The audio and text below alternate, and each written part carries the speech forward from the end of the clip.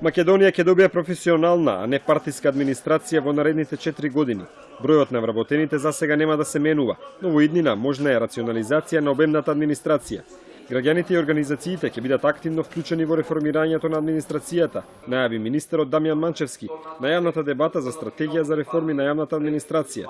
Следењето на имплементацијата на оваа стратегија ќе ја следи Советот за реформа на јавната администрација, која што ја го води премиерот, а воедно сакам да искористам оваа прилика да ги повикам и сите заинтересирани страни и граѓани да ја следат имплементацијата. Тоа ќе биде сега возможно, ќе биде многу лесно и веднаш да реагираат доколку нешто сметаат дека не е онака како што ти очекувале.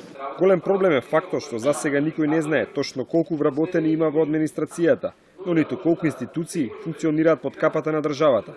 Треба конечно да се преброиме и по број на институции и по број на вработени, да изанализираме што внатре имаме. Колку од тие кадри кои што ја прават таа голема бројка се навистина соодветни за описите на работните места кои што ги извршуваат.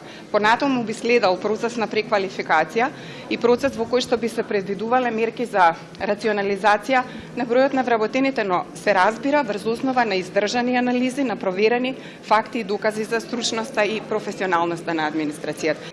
Иако според стратегијата, реформата треба да заврши до 2022 година, министерот Манчевски реше дека тоа нема да значи целосно стопирање на процесот.